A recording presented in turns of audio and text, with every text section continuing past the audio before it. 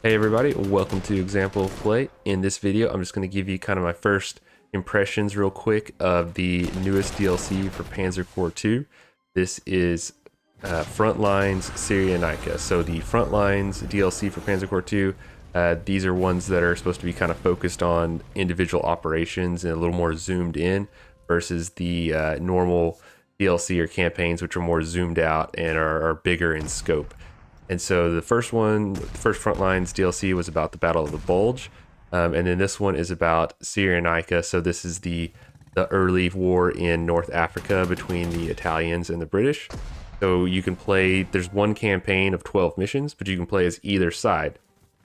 So the twist is you pick as you want to play as the Italians or play as the British, and then you'll play through basically the same scenarios, but from each side of them. So you might have the same. I haven't played through the whole campaign for either side. I've only had time to play the first couple of missions, but basically you'll see kind of the same map, the same general objectives mirrored on each other, but with some differences in the bonus objectives, and then of course that you're playing one side or the other. So this is an interesting concept. Obviously, it's kind of a way for the developers to get a little extra replayability out of one set of maps. But that's not too bad because this is an interesting campaign to do that with.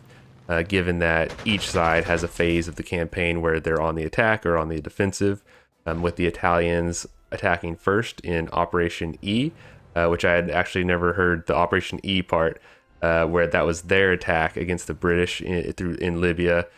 And then the other part is Operation Compass, where that's the British counterattack, which was kind of famously meant to be sort of a reconnaissance and force, but turned into an all-out rout of the Italian forces and a complete British counteroffensive that went really well for them and showed off just how good their tactics and units were in the field in this theater. So I'll just have some of the gameplay play out for you here while I talk about my thoughts on playing these first couple missions from each side. I did like that this is early war stuff, so you get to see a lot of tanks and vehicles that you don't normally get to see in usual World War II games. So you have these like very early light tanks that were used in the desert warfare. And so those are kind of fun to play around with. There's also some iconic units like the British long-range reconnaissance groups that are kind of like really elite, powerful troops. And then you have like the Italians have this little unit that's basically a machine gun on a little motorcycle drawn carriage, but it's actually really good in the early missions with it. But it's kind of fun just to play around with these early war concepts. And the scenarios here do, although Panzer Corps never tries to be like a simulation, like super realistic, it gives you the flavor of the conflict more so than trying to simulate it. These missions, I did notice right off the bat, they really do favor some of the real world units.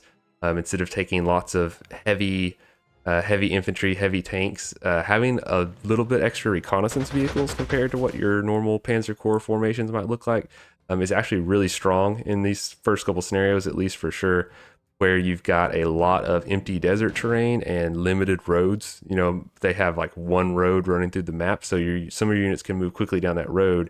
But if you have more mobile reconnaissance units, light tanks, they can move on the flanks and cut through the desert.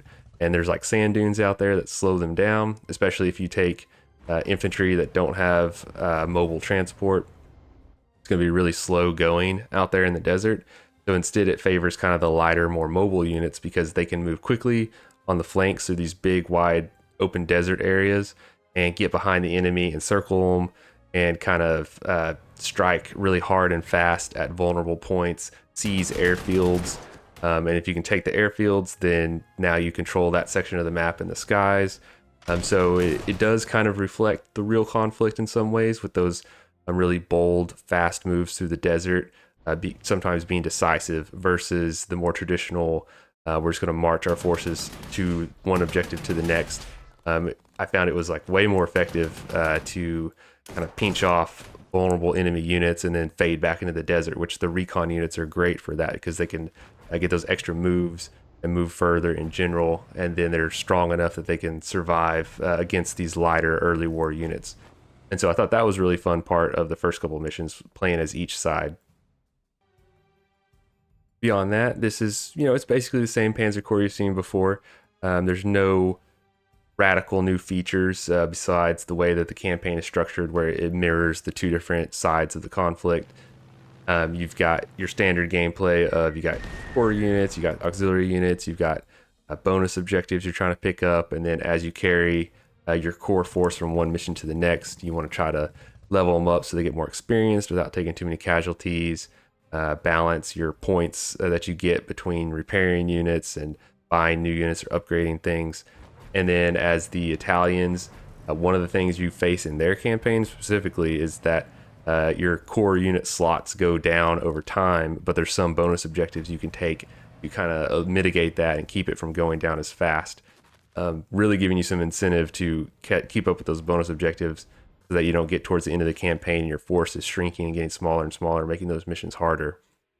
And then for the British, they don't have that issue, but they're going to be on the counterattack towards the end, so they're attacking more and going up against more defended positions, so it kind of balances out those two aspects of the campaign, which I think is pretty clever and reflects somewhat the situation of attacking and then defending for each side.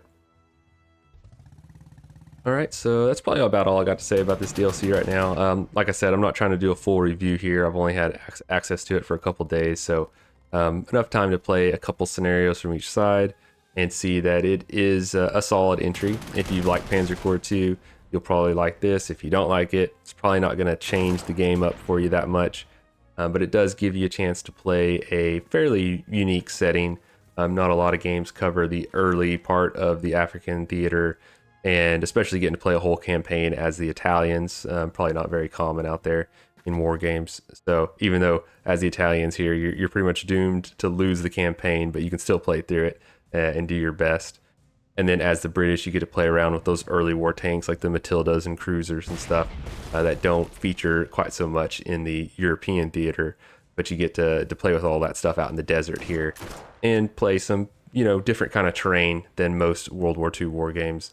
Like I said, with the desert, moving through the deserts, having just one road on the whole map, kind of sets it apart a little bit. So a good solid entry, and if you're interested, go ahead and check it out. And thanks for watching. Make sure you like and subscribe to get more content from Example of Play for war and strategy games. See you next time.